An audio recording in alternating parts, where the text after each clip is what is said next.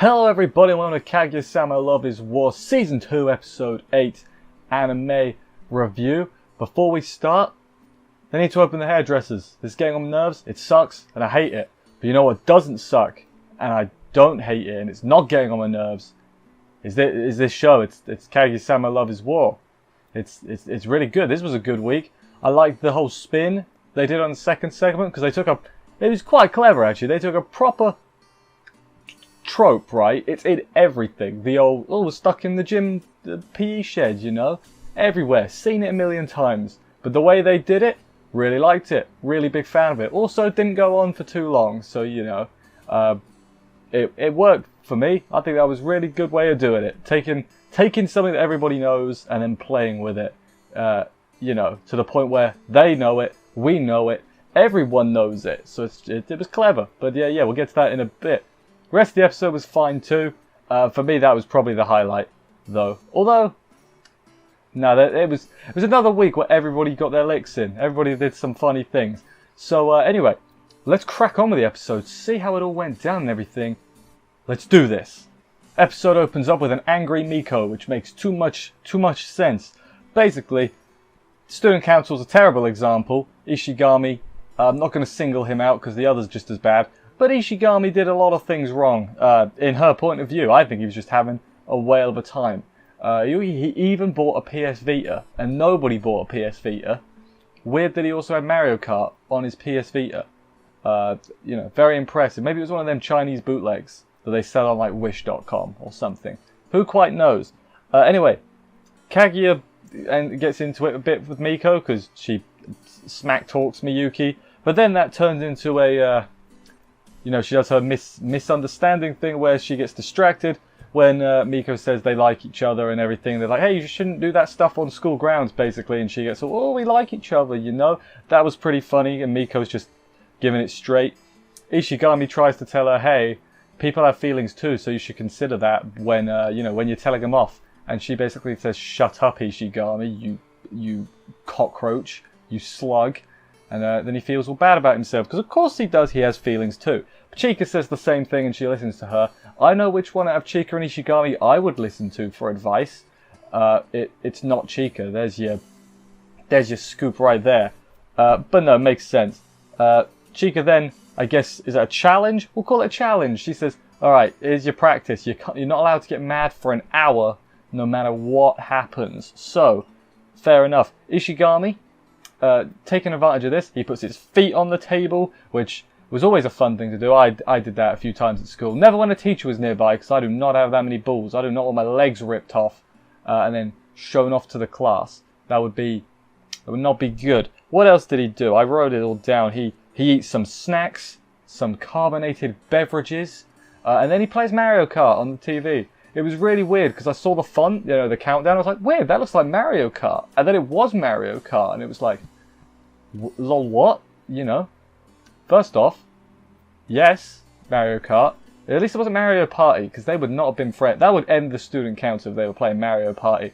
So, I think Ishigami knows that, and that's why he picked Mario Kart. Although, Blue Shell's just as bad. I'm going to get off topic if I keep talking about that. So anyway, yeah. Chika then tries to get Miko to break a rule, and I'm like, can't be doing that. She can't break no rules. She actually does technically break a rule. Basically, the lads play Mario Kart. The girls play with Instagram filters. You know, they've got the dog one and the dog one. I don't have Instagram. I don't know anything about it. There's the black and white one. There's a dog one. Isn't there one that makes your voice all high pitched? Man, I am a bad young person, I guess. But no, don't know anything about it, so I'm just gonna, you know, they do that. They do spooky, weird, cute faces, whatever you want to call it. They make faces, the girls do. Kaguya does her face for the boys because Chika calls it cute.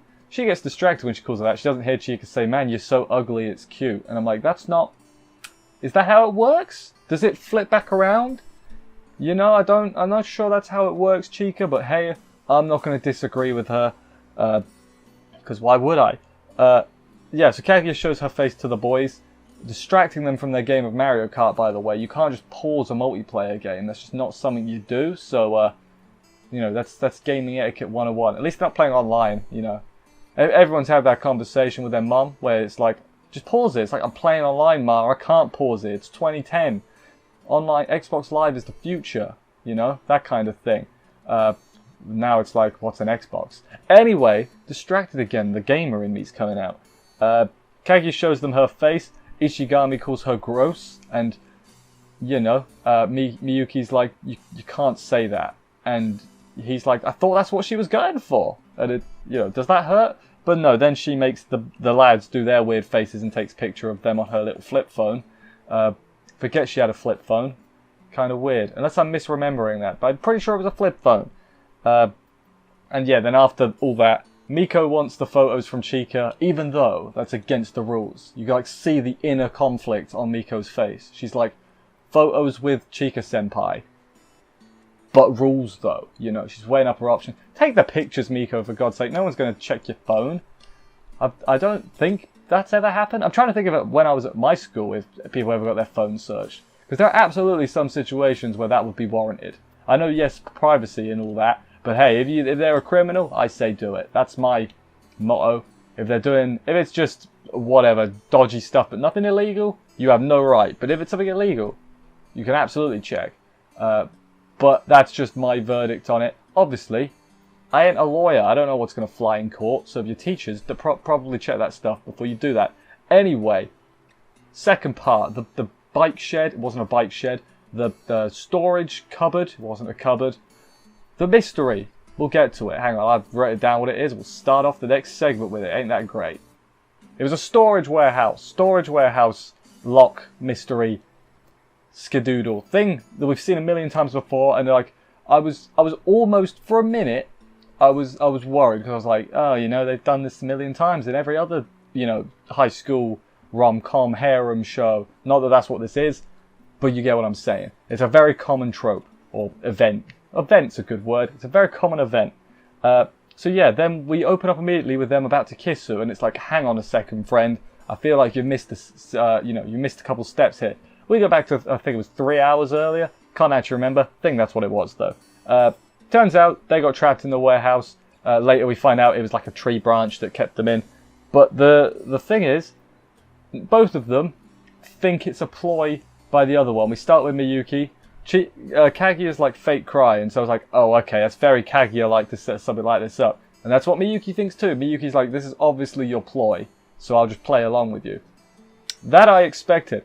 What I didn't expect was then Kaguya to have the same thing. It's like, oh, this is all Miyuki's ploy, so I'll play along, hence the fake tears. So I was like, oh, they're actually stuck. For a second I was like, is this a Chika ploy or an Ishigami ploy? Wouldn't be a Miko ploy. I was thinking Chika. I'll be honest, I didn't think it was Ishigami either. Or maybe a Hayasaka. But no, they got legitimately stuck, but they thought they planned it along.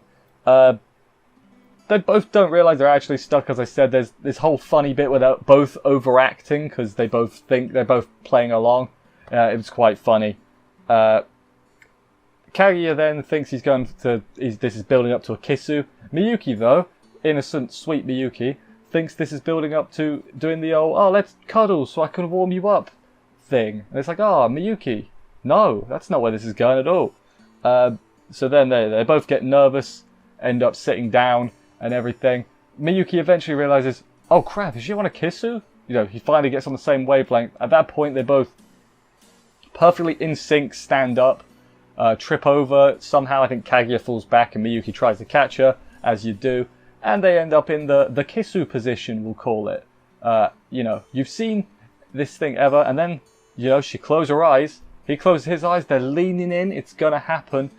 Did anyone think it was gonna happen? I was expecting a Chika, to be honest, because I think that would be funnier. But no, Miko's quite funny. She comes in and sees what's going on. Kaguya zips away from Miyuki and starts crying to what's her name, Miko. My brain farted there, and it basically makes it seem like you know, Miyuki assaulted her, and that's not okay. Of course he didn't. We all know that. We watched the events unfold, but she should have probably worded. I mean, she was nervous. I guess they were nervous tears. You almost got Miyuki in some serious trouble there, Kaguya. You know, Miko is absolutely the type of job's worth to to report that to the principal, and then he wouldn't be out of a job, he'd be out of school, he would be pretty shunned. So let's choose your words more carefully, I guess there, oh Kaguya. But no, it was a really funny segment, a nice spin on a tired trope, I guess, and I thought it was alright. Third section, we open up with Miyuki spotting. He's got eagle eyes, by the way. He spots this little bit of lint in Kaguya's hair, so he goes to get it out for her. He brushes her cheek. That's important to the story. And then she faints. Okay, that's, you know, she gets taken away in an ambulance. My notes have misspelled ambulance or autocorrected to a boil, so that's not relevant. I only just spotted that, so I thought I'd share it with you. Anyway, she gets taken away in an ambulance, and Miyuki and Chika are talking like she's got a weak she's always had a weak constitution. I'm like, are you gonna Nagisa, bloody Kaguya? You can't be doing that, man. I've just recovered. I've just recovered from that. Do not do this. But no, turns out when we get introduced to the super good doctor, guys, in the top 10 doctors ever in the Doctors Weekly magazine. I made that part up, but you know, I don't know how you rank a doctor. I guess success rate and difficulty of. I'm not going to work that out. That's maths. I haven't done maths in 4 years. I forget how long it's actually been. It probably has been about 4 years. But yeah, he's the Shinomiya doctor. He goes to see what's up with little Kaguya. Turns out it's love sickness. She's not sick at all. Basically, she's super in love and got all not lighthearted. Not queasy. What's the word? I can't think of the right word. It's annoying me. But anyway, she's denying all that. She's like, nope. And the nurse says, I believe this is what the kids these days call a tsundere. And I'm like, nurse is my new favorite character for saying the word tsundere. She's my new favorite. She said it before Ishigami. You would expect Ishigami to be the one to mumble the forbidden word. He might have already. It sounds like a very Ishigami thing to do. But she keeps denying, obviously, anything. She's like, no, I'm not. I'm not in love, damn it. I'm not. And the doctor's like, right. We've got this super medical machine, state-of-the-art stuff.